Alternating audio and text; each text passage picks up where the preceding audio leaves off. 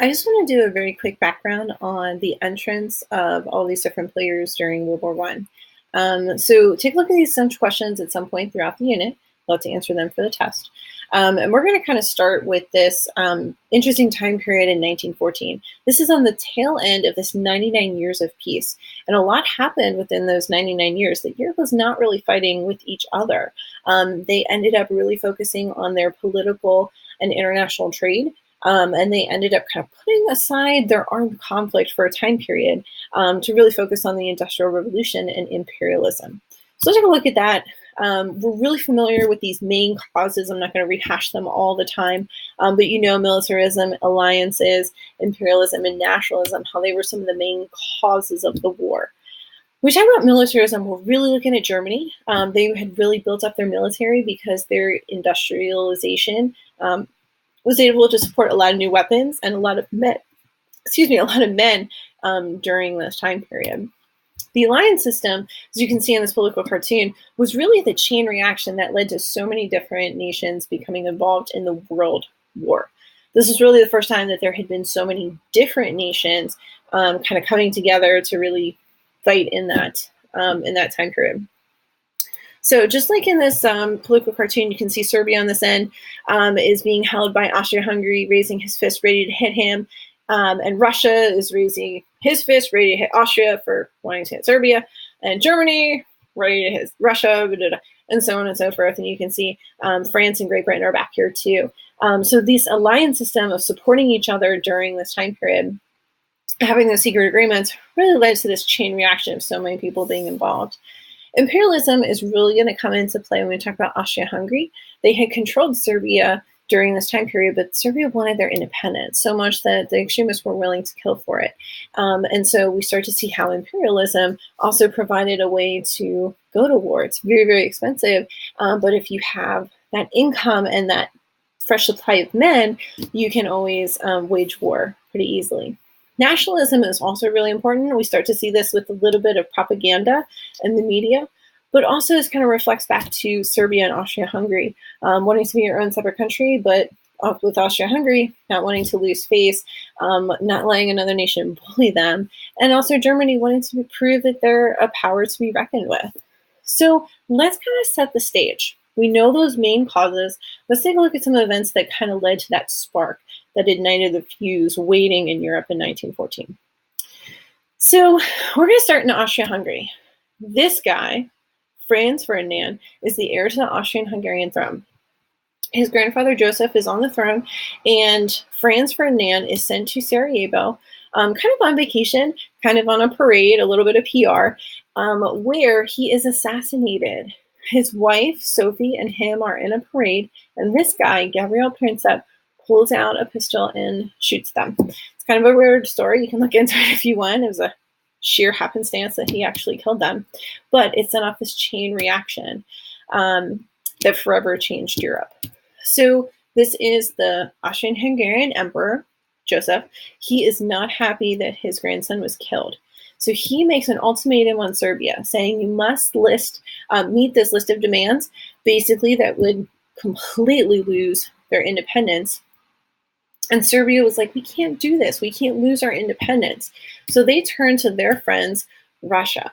This is Tsar Nicholas, Anastasia's father, and he is the king of Russia at this time period. He has always said that he was the defender of the Serbs and that he had this alliance with them, that he would protect them. So Serbia asked Russia to mobilize for war. Franz Joseph gets a little scared because Russia is pretty big. They have a lot of men. They have a pretty big military at this time. And so he turns to Kaiser Wilhelm of Germany and says, hey, we have this alliance. Will you honor it? So Germany gives Austria-Hungary a blank check. They end up saying, whatever you need, we will supply it. We are with you 100%. You name it, we have it. We have unconditional support for you and your cause. So that sets off another chain reaction because now Germany starts to lead the military effort to start the war. So an officer, General Schlieffen, comes up with a plan called the Schlieffen Plan, so cleverly named. He had this brilliant idea that if they were going to attack Russia, they had some time. It was going to take Russia a really long time to mobilize because they were not as industrialized as the rest of Europe. They didn't have the railroad system to get the troops to Austria-Hungary, to this eastern coast, this eastern front. They had a little bit of time. So the plan was to knock out Russia's ally, France. To do that, they would have to march from Germany through Belgium and into France, knock out France, and then cross friendly territory and deal with all of Russia. And that way they wouldn't have to split up their army between the Western front on this side with France and the Eastern side on this side with Russia. But that didn't actually go to plan because the people in Belgium were not just going to let Germany march through their territory. When they got there, the civilians resisted. And unfortunately, there were a lot of atrocities. This was the first time that civilians were involved in a war, both as targets and as actual soldiers.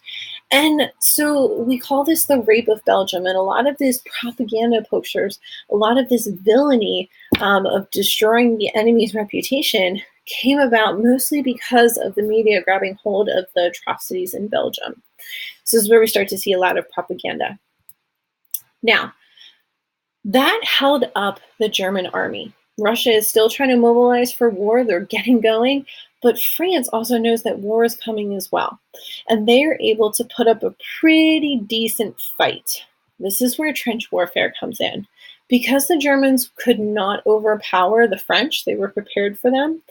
They couldn't move forward. They couldn't move back. The only way they could survive is if they dug in. And so these trench marks, you can see these are trenches all along the coast of France and even parts of Germany ended up becoming the battlefield. So by the time that Germany and Austria-Hungary are trying to get to Russia, they still have to take care of France over here.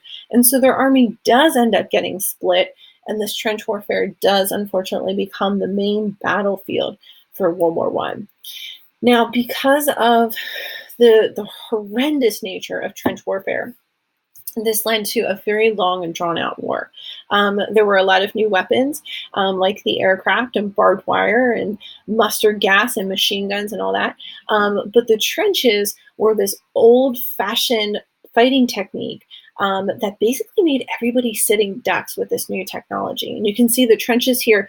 A trench is basically kind of like an underground tunnel, but there's no roof. So it's a tunnel, through the ground, and this network of trenches is how you moved closer to the enemy. You would charge over the front. You can see these men here in no man's land are charging over the front, trying to capture this trench, and that's how you capture territory.